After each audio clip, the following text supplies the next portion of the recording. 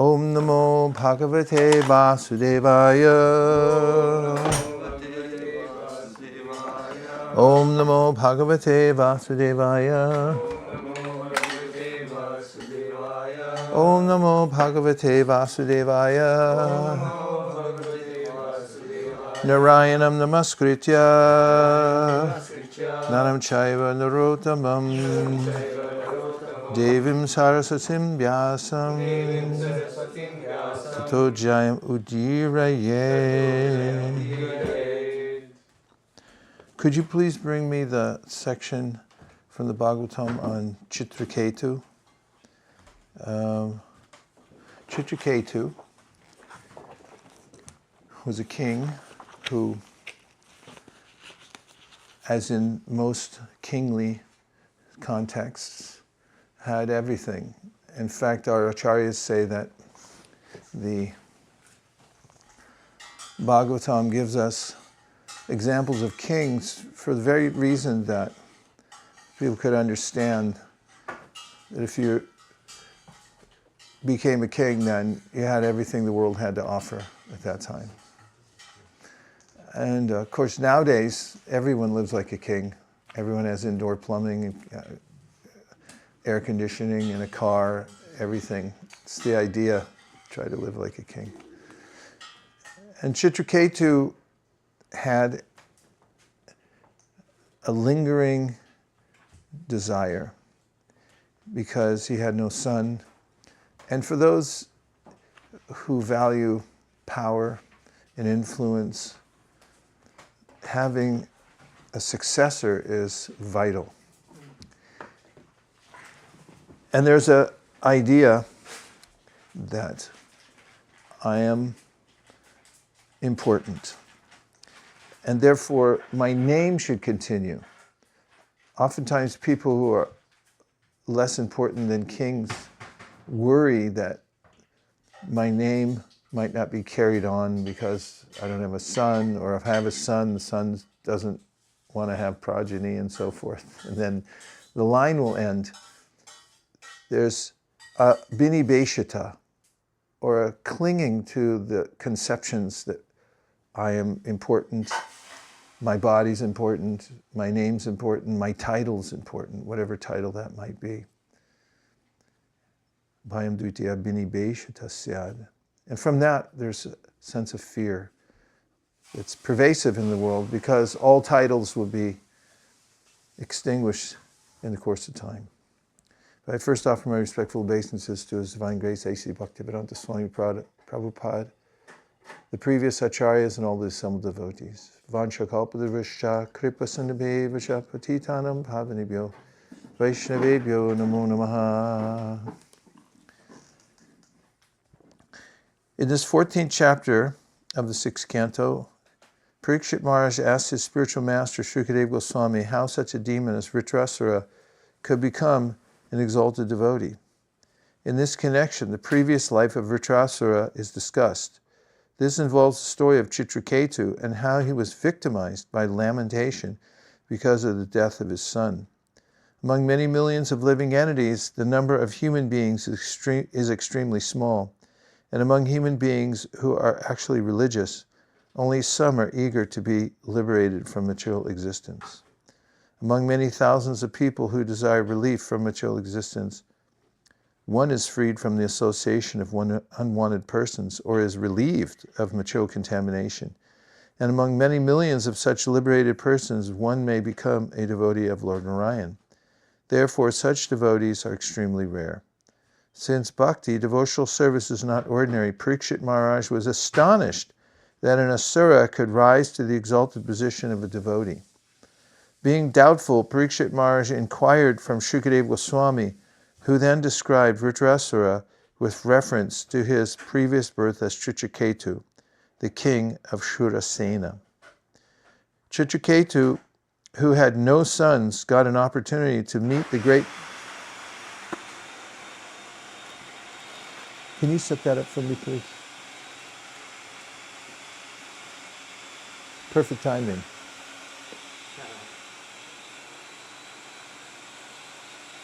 Give me that part and I'll set it up.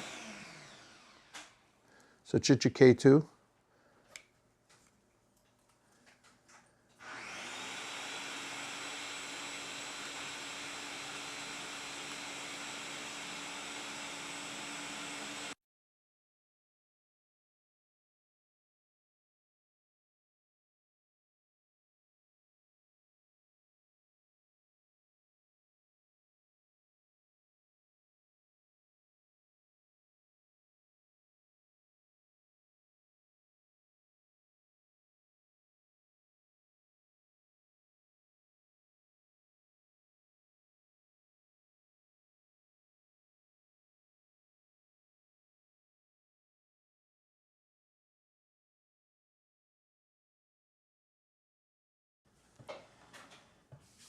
Krishna Krishna, Hari Hari. No?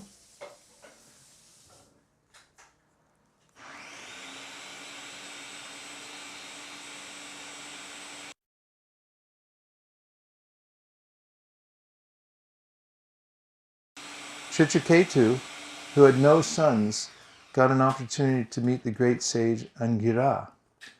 When Angira inquired from the king about his welfare, the king expressed his moroseness, and therefore, by the grace of the great sage, the king's first wife, Krita-dyuti, gave birth to a son, who is the cause of both happiness and lamentation.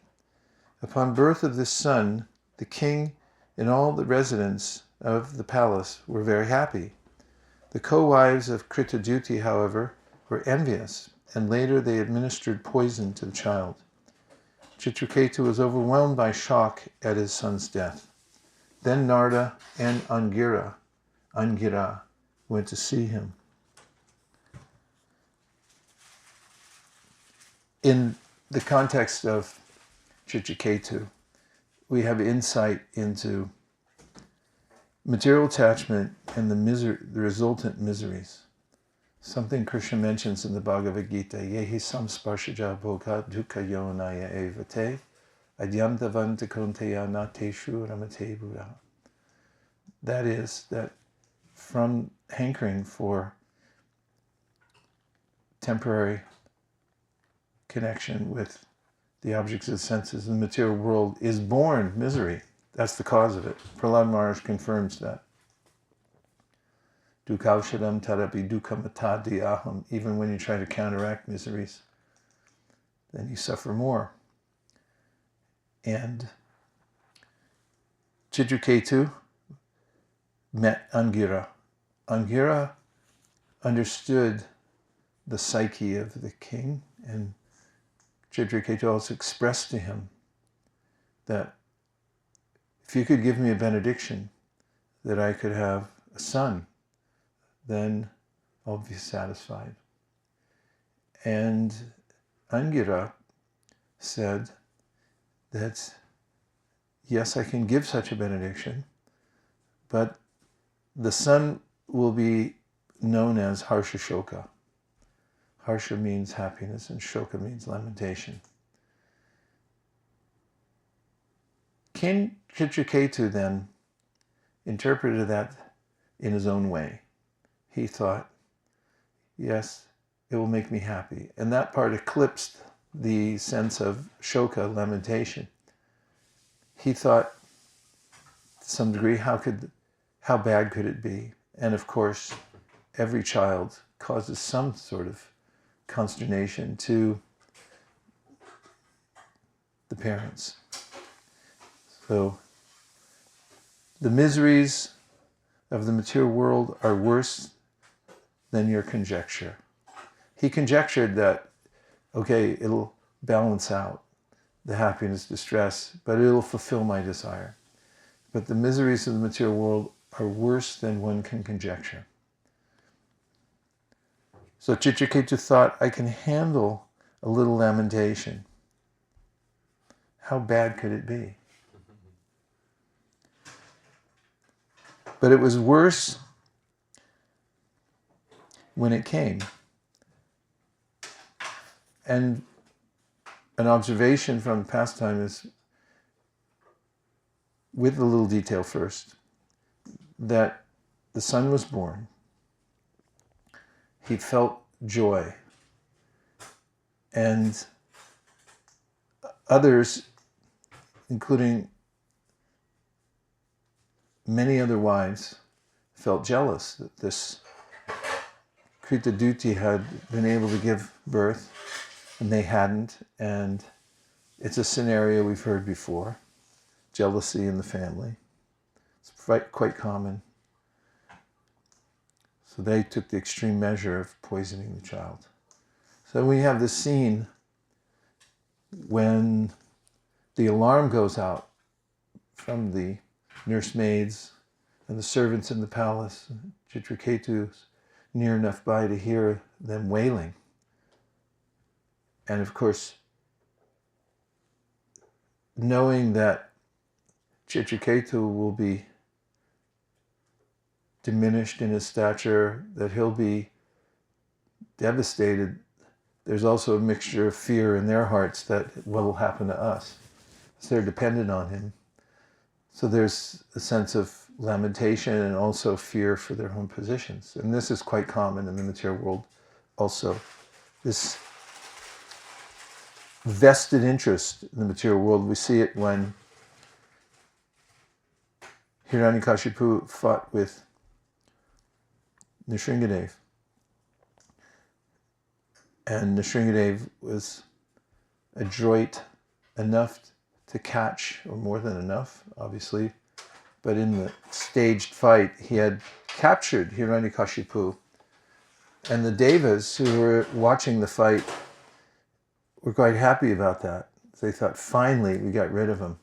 But then he seemed to get loose. He did get loose, but it was by design.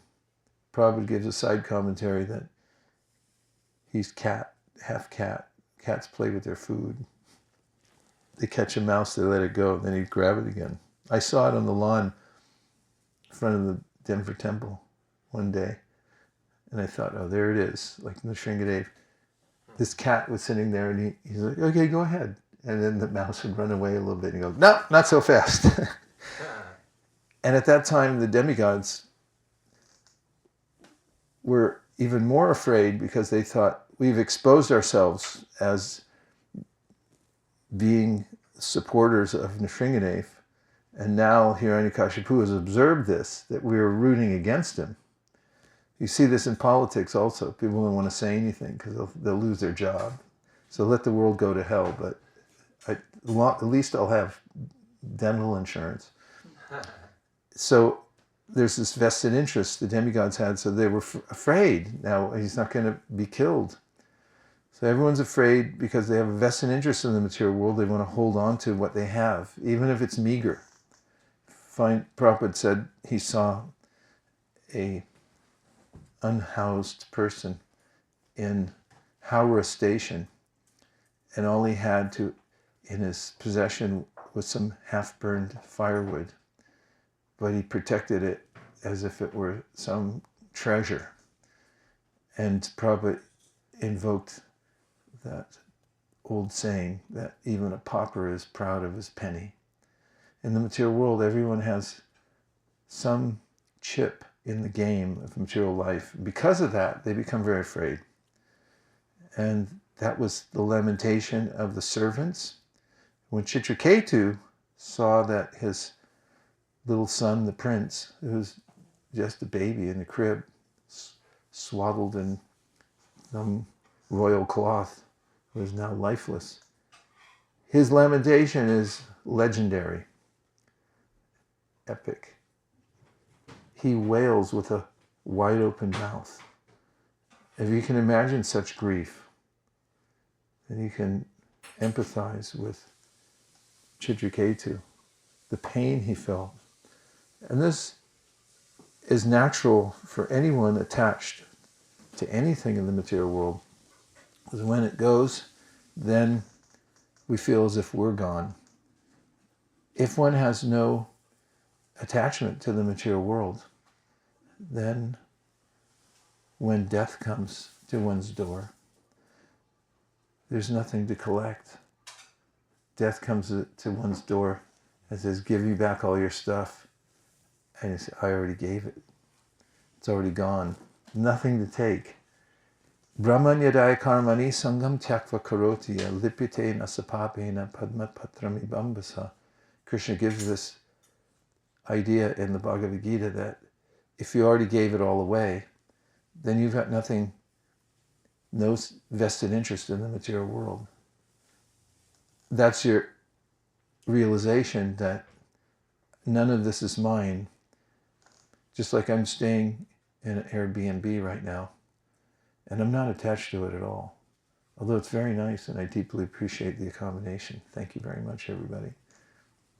But when I leave there, or last night when I got kicked out temporarily due to some clerical, I wasn't disturbed at all. Maybe if it was my house in Burlingame that I already paid for, and someone said, there has been a clerical error, you're out of here. It belongs to the bank, or something like that. I would probably be more concerned, more consternation. But for those who divest themselves of any sense of propriety over the material world, including their own senses, and they offer them completely to Krishna, then there's no sense of death, nor is there a sense of being jarred by the changes that take place in the material world. So Chitraketu, although he thought he could handle it, it was worse than he thought. And then to teach Chitraketu detachment by having a broader context, Angira and Narada came back at that time. Angira came back, but he brought Narada with him. And by their mystic power, somehow they were able to bring the soul who had been in the prince's tiny little body back into the body. And then they had inquired from him, why did you leave your parents unceremoniously, says a little child? And one of the responses from this little baby, who was not a baby but a conscious soul, aware of his of the fact that he was not a baby, he was able to talk. He said, which parents are they? So it was not reciprocal that Chitraketu and his wife were so attached to the child, because that was their vested interest in the material world. And when the baby spoke back to them and said, who are you again? Chitraketu began to wake up to the fact that his attachment had been illusory and unnecessary.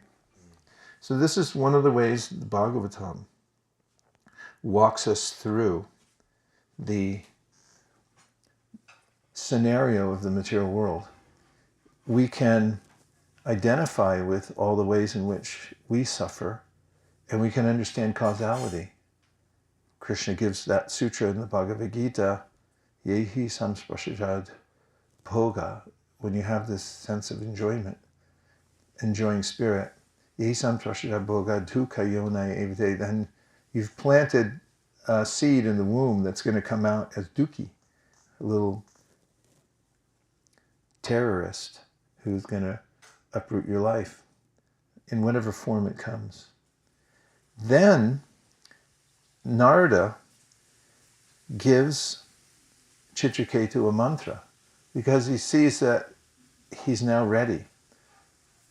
He's realized his non-relationship with the material world. The Bhagavatam doesn't leave us there, that just become detached from the material world. It's illusory.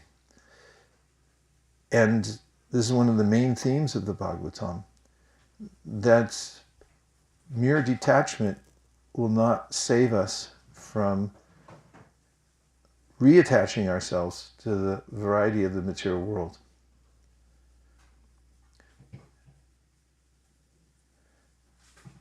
Yene ravindakshava-muktamaninas toyastabhavad avashuddha buddhaya.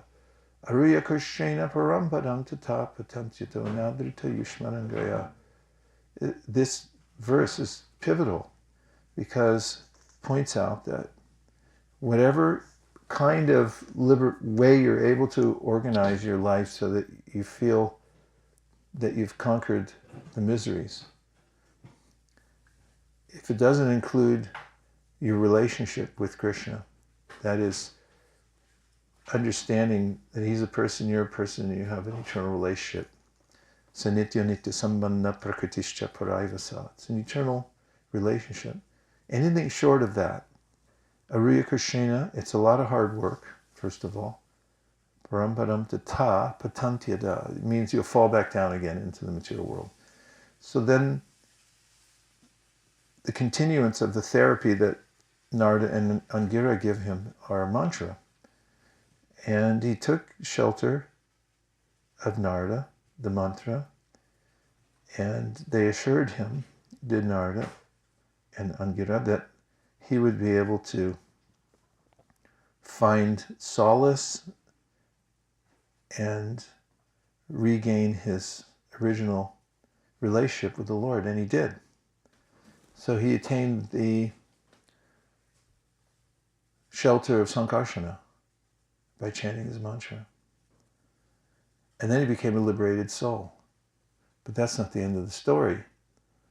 As a liberated soul, somehow or other, he was flying around in a celestial airplane with a group of heavenly damsels. And as he flew over a meeting where Lord Shiva, Parvati were in the center and there were other sages present, and he observed that Parvati was sitting on the lap of Shiva, he laughed and thought, it's amazing that liberated souls like this, they do as they please and they're not affected by the material world. But Parvati took it another way, that he had laughed out loud, and she reacted and cursed him, that he should become an asura. And Shiva, recognizing that Chitraketu was a pure devotee, had then mentioned to Parvati and all present that even if you curse him, he won't mind. And he didn't. He bowed down to Parvati, as was appropriate, accepted the curse. And Shiva says, Narayana paraksarve nakutaschana bhiviti swarga pavarga narakeshu apitulyarta darshina. That a person who is Narayana Parayana, they're fully invested in Narayan and his happiness, not in their own. And whatever destination they achieve, whether it's heaven or hell, they're equal because they're not dependent on their external environment. They only care that I can serve the Lord in any position. Therefore, they remain transcendental. So he accepted it. He got the next life as Vritrasura. Vritrasura, although apparently a demon, shows the symptoms as displayed by the Srimad Bhagavatam of pure devotee. And then, of course, in the Rig Veda, where Vritrasura is presented as a dangerous demon, and Indra, the great hero who kills him. In the Bhagavatam, it's reversed. Indra comes out as the one that's still attached to the material world and to his position, whereas Vritrasura is only eager to rejoin the Lord, the spiritual world, and he doesn't mind if he gets killed by Indra. In fact, he invites him. He said, fight. It's a game, and do your duty. Don't be afraid. Just depend on the Lord. Minus many other details, there's a way in which the Bhagavatam takes us through these scenarios that allow us to see exactly what brings us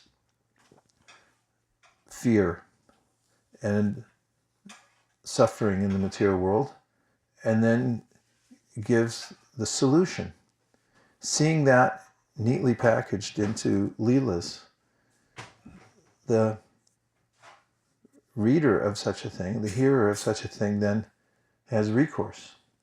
Otherwise, there's no recourse in this material world, even by severe austerities, what to speak of those who just try to get along in the material world. Kutakmana shashvata bhadramishvare, it's always inauspicious. But even people who try to fight against the waves of material nature aren't successful. They'll be carried away. However, yet pada pankacha palasya vilasya bhakta karmashrayam gratitam udgratayanti santa. Tadvanda rikta matayo yatayo pirudha shotoganas tamaranam bhajavasudevam. Those who have realized their relationship with Krishna and then feel its sweetness rise above the waves. But even great yogis who try to control their senses for many, many years, without that sense of vilas or enjoyment that they get in relationship to Krishna, are swept away eventually by a strong wave of desire in the material world. So in the Gita, Krishna says, Vita raga bhayakroda manmaya mamupashita bhavo jnana tapasa putamad bhavamavata. That there are three main obstacles to achieving the perfection of life. One is irrational attachment to the material world. Second is fear of our personal relationship with Krishna, and many other kinds of fears. Bhayam dvitya binibeshata syad. A fear arises when one thinks there's something separate from Krishna in my relationship with him. And then there's krodha, or frustration, that leads to cynicism, in which one thinks there's no solution, and therefore takes, as Prabhupada said, to intoxication and other kinds of diversions to try to escape the sense of helplessness and frustration that they have. But the Bhagavatam is the aushadhi, it's the medicine. Nivrittatarshrupa giyamanas bhavaushadash chotanamano biramat ka uttama shloka gunandavada puman virajeta vina pashugnat. It's medicine to be taken, and through it, one is relieved from these three. Raga, irrational attachment, bhaya, fear of one's relationship with Krishna, etc. And also krodha, intellectual despair and anger that comes from not having complete knowledge, having incomplete knowledge of the complete whole in whatever discipline one's in. So Bhagavatam brings us to this perfection, and there's one example given in the Bhagavatam about how one achieves perfection. And I'll take a few reflections or questions to expand the conversation. You start.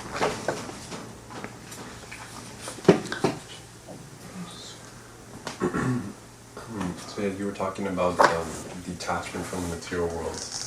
So I have this question of, like, as devotees, like, at least externally, it seems we've given up a lot of external attachments, but still the subtle attachments and anarthas remain. So what is like a good way we can consciously work on those anarthas and try to notice them, see which ones are maybe more prominent? How can we eventually get rid of them? By hearing Bhagavatam. Bhagavatam lets us look in a mirror. Story of Purarava and Urvashi is in the Bhagavatam. Sometimes people become infatuated. They'll find somebody, and they think, oh, this is my dream come true. I met somebody, and they can't stop thinking about him. Examples, Purarava. If somebody who's infatuated reads that section, they suddenly become aware of their own infatuation and what it looks like. Have you ever been in a situation where a little child's with his mother and the child's being a brat and having a fit? Have you ever seen that? Did you ever do it when you were a kid? Sometimes a mother will look at the kid and the kid's going, wah, and the parent will go, wah.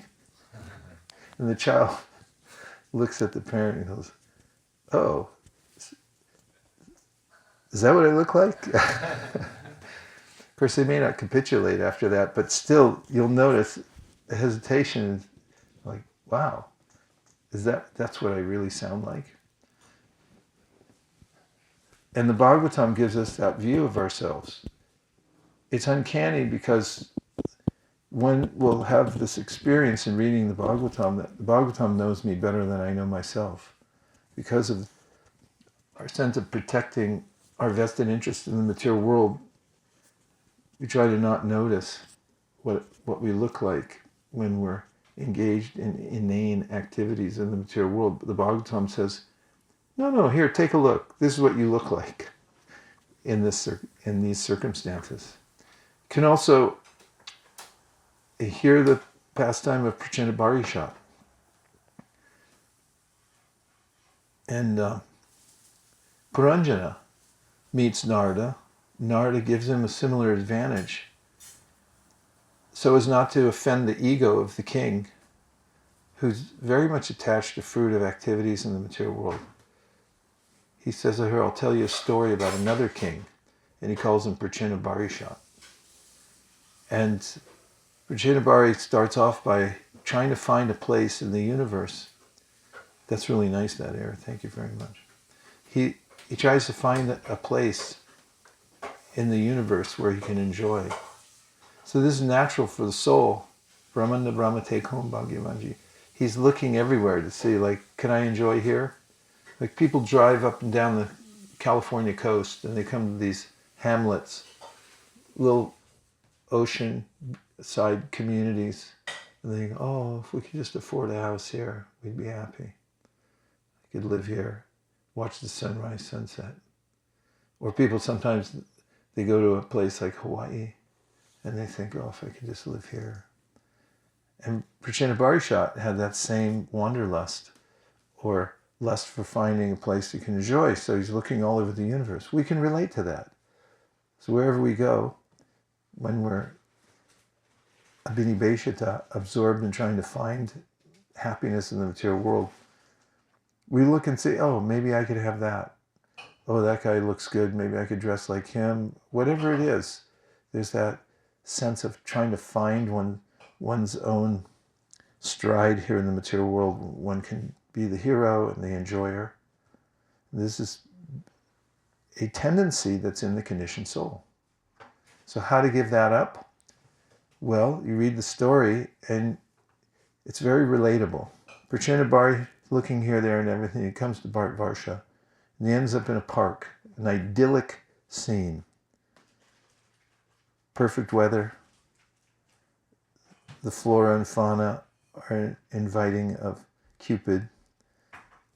Certain environments, you think, oh, I could enjoy here, but I'm missing one thing. What was Prachinabharisha? A beautiful girl. So all of a sudden she's there. And this scene, when you read it, you can never think in the same way again, because it shows you everything that unfolds from that. And he meets the girl, and he thinks, okay, this is it. I like her. I wonder if she likes me. He says something to the effect of, how about it? And she says, yeah, good idea. And he says, where are you from? She says, I don't know. All I know is I'm here now. And this is the material mindset. Nobody thinks about consequences, a sequence that unfolds from their activities. So Krishna tells us in code in the Bhagavad Gita, but in the Bhagavatam we get to see the story that goes behind it. So he's fantastic. now I'm happy. I met the girl of my dreams, and she's similarly infatuated. But then the story unfolds, and then he gets bored at a certain point. He had his dream girl, and then he goes off somewhere else and cheats on her, ostensibly to go to the forest to hunt, because he's a king, so he goes there, and when he comes back, his wife's sulking. So he tries to make it up to her, and he becomes even more infatuated. And then he forgets that the days are passing, and then the scene unfolds. It's a drama. That death starts pursuing him. And he's trying to fight it off, as everybody is in the material world, especially nowadays. As everyone has, there's so much information about longevity, what's going to make you live longer. If you just have the right diet, you get enough sleep, you work out, and make sure you have enough lean body mass, and et cetera, then you could live longer than expected. But even Jack LaLanne died. In fact, there's lists of the greatest proponents of health and fitness and when they died. And that's sort of a wake-up call, is like, oh, anything can happen, right? And this is a detailed case study of the living entity in the material world. Every movie, every drama, every song, every poster has this scenario that, okay, it's going along, everything's opening, but then, okay, now the plot thickens because boy meets girl, girl meets boy. That's the story of the material world. Everyone wants to enjoy in that context. But what happens to Prashannavarishah? It follows through. He's not prepared for death. At time of death, young Vapi Smaran Bhava, he's meditating on his wife. Then he takes birth again.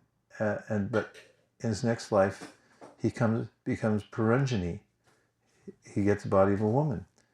So, if you hear Bhagavatam consistently go through the pastimes, it has a psychological effect on us. As Krishna says in the verse I quoted, Jnana tapasa. You take the tapasa of getting this knowledge from the Bhagavatam. Then next time you're driving by a beautiful park and there's some attractive person there, what comes to your mind? The whole scenario. It's medicinal. Because you look at it and you go like, yeah, and then you go like, no, somehow you're indemnified. You've become immune to it. I mean, we don't want to take that for granted, but you can feel it in yourself. That scenario opens in your mind because Bhagavatam gave it to you as the way in which to see, mystically see exactly what's happening to you. You relate to Puranjana, and you move on and chant your rounds, and your life goes on the trajectory of back home, back to Godhead. We get hints of that in songs we hear. People sing the blues. Such and such ran away, left me holding the bag. Baby took the caddy, left me the mule to ride. I mean, these are all code for, like, somehow or other I got a reversal here in the material world. I lost everything. My hound dog ran away. So Bhagavatam cures us of these misconceptions about being the joy in the material world in such detailed ways that are perfectly tuned for our consciousness in the material world. And it rescues us from the effect of the material nature. It's one medicinal aspect of the Bhagavatam. So that's the cure. It's to hear. I have a Yes, please. question. I was just noticing. I was just noticing how at the beginning of the Chitraketu pastime, he was given fair warning, and there's this cognitive dissonance which takes place where we justify suffering for the so-called happiness which we have, and it's a phenomenon which I think can happen more often than not, justifying a drop of happiness for an ocean of suffering. I was wondering if you could speak on that quality of justification. What's the antidote? Yeah.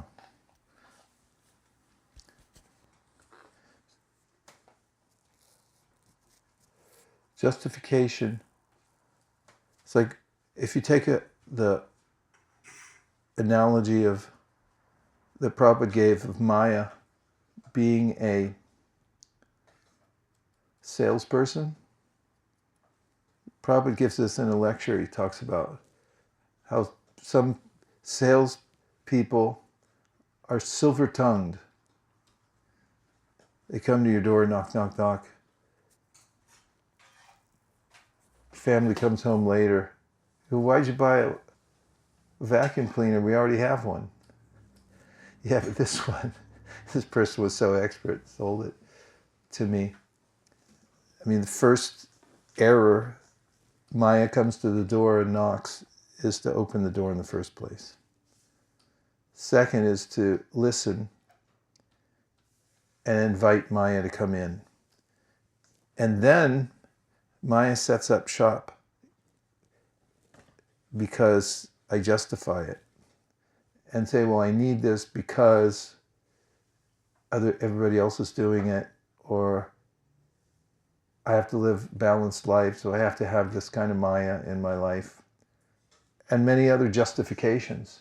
Justification allows Maya to stay there and never leave.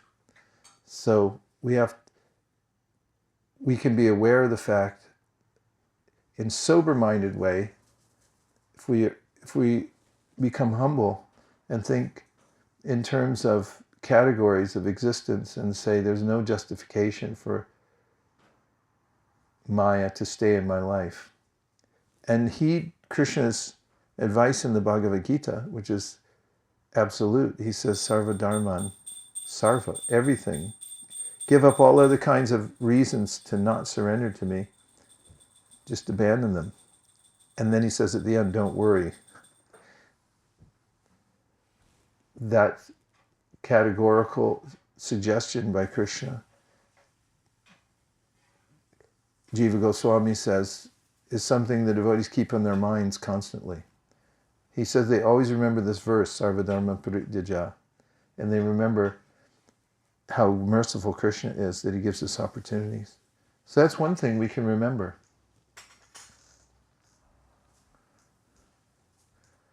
And even in common parlance, like in business motivation and things, people who are go-getters and motivational speakers talk about, don't make excuses.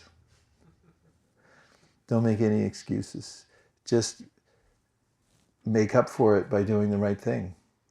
And we can apply that also.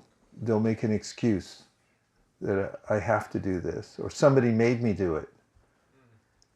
Because it's because of the GBC. It's because of the zonal guru thing that happened so many years ago. That's why I have to do it like this, and so forth. I have to hold on to this or that. So Kunti Devi says, don't do that. Be a kinshana. Give up all your excuses and just be vulnerable and admit that I'm helpless. I think seeing these other scenarios too, when you see somebody else go through it, then you might be saying, oh no, don't go in there. And then you can apply it to yourself also, that you see other people. Just on your point. Just on your point on everything that you've been saying. Last week I was listening to a class by Niranjana Maharaj, and he was speaking on this Sorbi Rishi pastime in the 9th canto.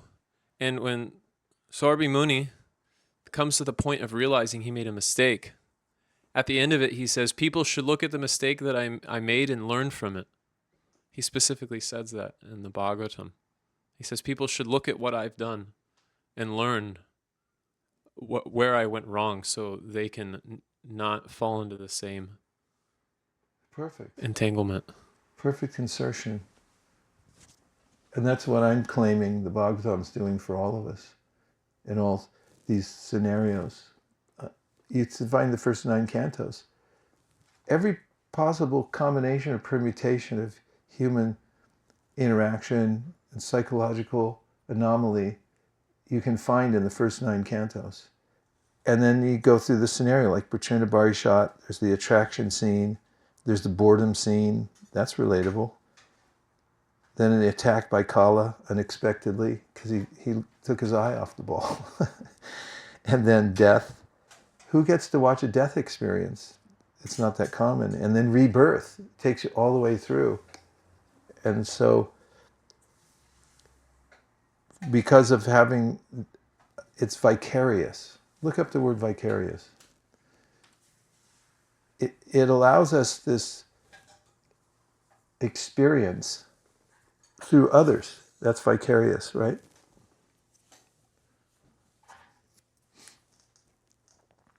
Meaning is? It says experience. Yes. Vicarious, experienced or realized through imaginative or sympathetic participation in the experience of another. I'll say line by line so David Rutta can hear the translation. Say it again. Vicarious. Vicarious. Experienced or realized through imaginative. What is it? It's experienced or realized. Experienced or realized. Through imaginative. Through imaginative. Or sympathetic. Or sympathetic. Participation. In the experience of another. In the experience of another. And where's the word come from? Let's see. It says Latin roots. Coming from. Break it down. Substitute. Comes from. It means says to substitute. Latin vicarious from vicus, change. Vicus means change. Alteration, stead. Yeah, that's all it's giving me here. So it's a vicariousness that we attain, a vicarious experience where we become wise by hearing. We become wise by hearing. Those who anecdote, when we were reading the Fourth Canto at Govardhan, I remember there was a brahmacārī there. He was at a crossroads or something, and I heard him as I was walking on one of the breaks, and he was talking to his spiritual master, and he goes, "What was I thinking?" Because he had just heard the Bhagavatam, and suddenly he exclaimed, "What was I thinking?" In other words, Bhagavatam had wrested him out of his stupor, where he had begun contemplating the material world again, and suddenly, by the vicarious experience of hearing the Fourth Canto, he thought, "Ooh, that was close. I almost got reconsumed." So it has that power for us to vicariously experience the cycle that takes place, inevitable cycle that takes place. It's so predictable. It's such an old story, but nobody can get out of it because they don't have information outside the closed universe. The manyanantasya shankitanya, or viplavo. How's the verse start? Tad-vāg-visargo. It's outside the normal creation. It's so predictable, the material world, down to the psychic movements that take place within the mind of a conditioned soul. Any other things?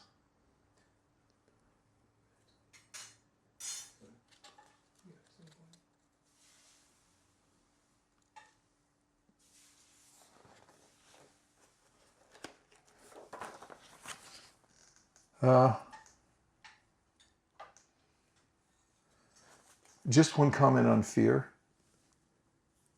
because it's one of the psychological anomalies that Krishna mentions, and I've just been thinking about it a lot. Prabhupada mentions it as a fear of one's personal existence, personhood in general, because of frustration with personal relationships. Right? In the Bhagavatam, vicariously, that's how he comments on that. I just wrote a few thoughts about fear.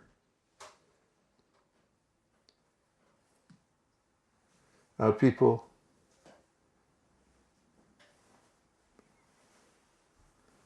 fear itself, realization, they think in the process, before they have experience, Krishna won't be good enough. In other words, what if this isn't good enough? There people fear that the material world's let me down so many times, so what if this process lets me down also? What if it's imaginary? Sometimes people say. In any religion, people have that reaction. It's like, I'm doing some sacrifice here, but what if the whole thing's imaginary? Or it's not as good as what I have now, or being promised in this world. The bird in the hand is worth two in the bush. So one has to have a direct experience of transcendence to develop strong faith. There's also a fear that there is a God, but he's unjust and will cheat me. I'm used to being cheated, and if everything is created and controlled by God, and the material world seems to be fraught with widespread cheating, then God must be a cheater.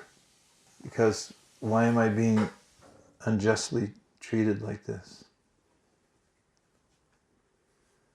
And some of the remedy in the Bhagavatam for that comes from the pastimes.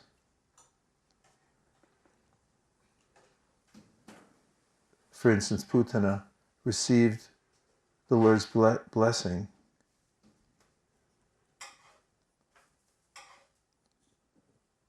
What did she do that got her that?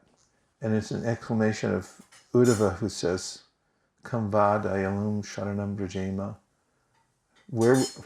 Why would you take shelter of anything else or anybody else, since Putana, it's hard to discern what she actually did to deserve any of it. There's lots of commentary about how Krishna interacted with it, but he gave her supreme liberation. Vimukti, she received personal service in the spiritual world. Same with Agasara. And then Shukadeva says, if you can just forcefully remember Krishna, even for a second, he said, you'll become liberated.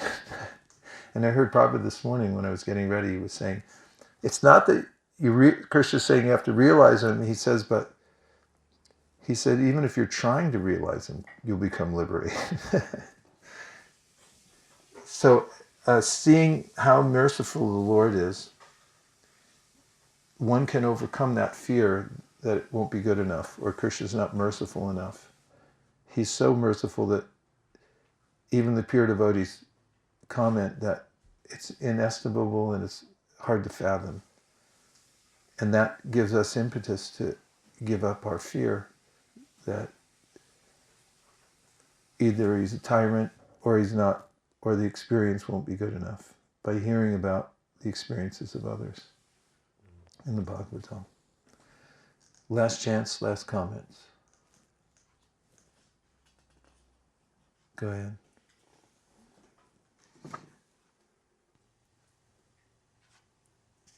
Hare Krishna Maharaj, thank you for the nice class.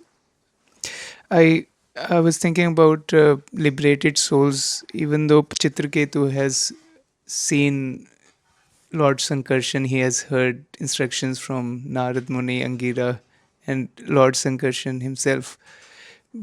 How do we understand that he is in a plane with the damsels, although glorifying Lord Hari? So how do we understand this, that he is enjoying with the wives? It's a Bengali statement, probably. frequently quotes about it's impossible to understand the mind of a pure devotee. And we find also in the Bhagavatam regarding Vaikuntha, he says they're uber attractive in the spiritual world, and there's males and females. But they're not attracted to one another because their attraction for Krishna is so strong. And so liberated soul is not bound in any circumstances. But there is a comment by Sanatana Goswami about how sometimes great souls take a few lifetimes. Like Bharat took 3 lives. Chitraketu took a couple here. Because their destination is so high, they go through different iterations in order to come to the perfect stage. And Krishna arranges for them that. But as far as the pure devotees go, we find Ramananda Roy unagitated in caring for the Devi Dasi dancers. Even Pradyumna Mishra, who went there on the behest of Chaitanya Mahaprabhu, said, if you want to learn Krishna Leela, you go to Ramananda Roy, and he went there to his house. And the butler said, well, he's not available right now, but if you want to take a look at his work. And he could see he was attending these young girls, even training them personally with his own hand, helping them to get ready and all this stuff. And Pradyumna Mishra then came back out and said, yeah, I have to go now. Because he was repulsed in a way. He thought that this couldn't happen.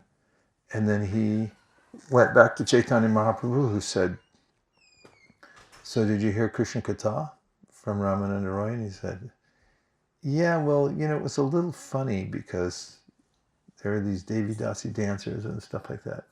And Mahaprabhu said, oh, you don't understand who Ramananda Roy is. He said, even I get affected. If I see the wooden form of a woman, I'm affected. Mahaprabhu said that. But Ramananda Roy not affected. And find the story also of Pundarik Vijayanidhi. As Mukunda was a friend of his and knew he was a Paramahamsa.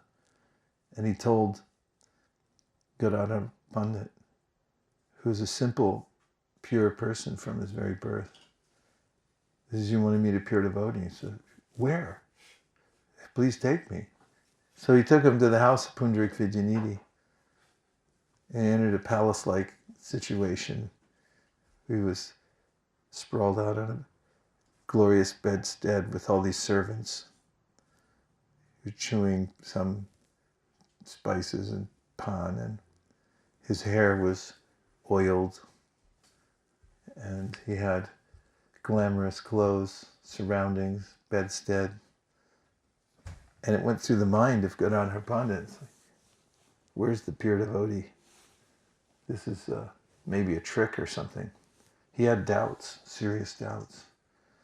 And perceiving that, Mukunda then quoted a verse from the Bhagavatam, same one I mentioned. Ho bhakiyam stanakala kutam jigapsayam. That about Putana.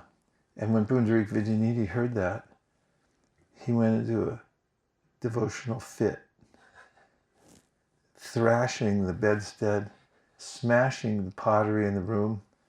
All the servants came in, they couldn't hold him down, and then he went into a trance of ecstasy that lasted for hours. And Gadadhar was standing there and he thought, I made such an offense to a pure devotee in my mind. He said, on the way back, I would take initiation from him. It'll cure not only will I get a pure devotee, but maybe it'll help me overcome the offense I made. And when he told Mahaprabhu, it wasn't his intention, he said, yes, do it immediately. And so we don't find a stereotype of when you get to pure devotees. You can't understand their mind or their situation. Of course, Mahaprabhu showed by example. He's very careful not to take liberties because he was showing us how to follow the path of strict adherence to what we need. But still, pure devotees. You even hear about Jagannath Das Babaji Maharaj and his avadhuta tendencies, feeding the dogs, they're eating off his plate, and then they tried to shoo the dogs away, and he chastised his servant, like, what are you doing? So it just indicates that you can't judge the mind of a pure devotee. Yeah. Maharaj, there are some comments on Okay. a couple of them. See if we can withstand the... So Divyanga Prabhu is saying about your comment on Maya. Come on in Maya, have a lemonade. Big mistake. And then Nitya Tarangini Mataji saying, for Grihastha immersed in family and professional responsibilities, how do we best implement a disciplined and sustainable regime? Just the way she's doing it. So that we can keep taking the medicine of Srimad Bhagavatam. Same way she's doing it. Comes to all the yatras, comes to all the classes. Her house is a veritable temple. So you have to keep hearing and chanting and by the power of the vibration, stane stita shrutikatam tanavan manobhir jita jito, the unconquerable becomes conquered. It's not our objective necessarily. We're not thinking I want to conquer Krishna, but he's so taken with a devotee who stays in whatever situation he or she is in and goes on for the practice of devotional service. And especially Krishna mentions in the Bhagavatam that we should act according to our adhikari. Question is always, how can I jump to the next level, or how can I move to the next level? And the answer always is acting appropriately in the level you're at now. And stane stita means, okay, you're at that level. You don't have to make any artificial or sudden moves, but you do introduce into your life the transcendental vibration, because then it transforms everything from the inside out. It's all there in the paragraph, Srinvatam Svakata Krishna, etc. So that's practical. And Mahaprabhu indicated when he was preaching in South India that Kurma Brahma said, I'll just drop everything and come with you. I want to follow your footsteps. And Mahaprabhu told him, don't ever say that again. Stay here. And hear and chant in the association of your family in the village, and then you'll come to the perfect stage. Stane stita shrutikatam tanavam manobhir. Bhagavatam's the remedy. It's just people have taste to hear something, but they need Bhagavatam. So if you hear Bhagavatam every day in your household, then even the kids, everybody else, they're not attracted to other kinds of katha. Everything else becomes boring. You get all the intrigue of the material world in the Bhagavatam. Even as cannibalism. I remember they were raising a son, the demigods, who was it? He was raising his son, and he was doing it because Soma wanted the kid because he was going to perform a human sacrifice. You know that in the 9th canto? Radhanath Maharaj told me I picked him up at the airport in San Francisco. He had just given class the day before. He said he had been in Los Angeles and there were these really high-class people following him around, going to his talks. First time they ever heard of Krishna. But they were intrigued. And then they showed at the Bhagavatam class, and Maharaj had gotten there that same morning. He didn't know what the verse was, so they handed him the Bhagavatam, and it was about that pastime. And there were all these new people there. I was thinking, and many people have thought, what are these things doing in the Bhagavatam? Because people think, well, it should just be about self-realization, and like, why even mention these kind of things? And the outrageousness in some of the pastimes, you talk about the wars between the demigods and demons, and you hear unlimited variety of interaction with people, for instance, riding on the backs of other humans and riding on the backs of rats, and outrageous detail, or details that evoke this sense of like, wait, what? And it makes us aware. It's it's condensed into a complete education or view of everything that can happen in the material world, in such a way that vicariously we hear it all, and then we're done with it. You're finished. So if whatever situation you're in, you should take it seriously to hear the Bhagavatam. Prabhupada instituted that daily Bhagavatam class. And if you do one verse a day, you'll finish the whole Bhagavatam in 50 years. And then you can just go back to Godhead. Anything else? Okay. Well, we gave it the old college try, since we're here in a college town, to keep talking about this. I'm in the throes of finishing this paper for the Bhaktivedanta degree called the Samputika. And my thesis is about Raga Bhaya Krodha. So I've compartmentalized the three and talked a lot about raga and what it means to be irrationally attached to matter, and the ways in which the Bhagavatam helps to free us from that misconception, working on Bhaya, have a lot more on Krodha also, and then tying them all together, especially through the verses Vayam Dvitiya Binibeshata Syad and Jayatam Vishayam Pumsam Sangasteshu Vajayate. That there's a sequence that happens when you get involved in the material world, takes you in a particular direction. Bhagavatam helps to reverse that, or to inoculate us from those inevitabilities of attachment, fear, and anger in the material world. Dear Srila Prabhupada, dear Shri Chaitanya Mahaprabhu, Shri Shri Panchatattva, Shri Shri Radha Madan Mohan, Shri Giriraj Maharaj, Shri Radhakund, Shri Sad Goswami, Nrsingadev, and all the temple devotees, if you so desire, please empower me to finish my Samputika in the next 7 days. Thank you for considering my request. Om Tat Sat. Hare Krishna. Hare Krishna. Thanks, everybody.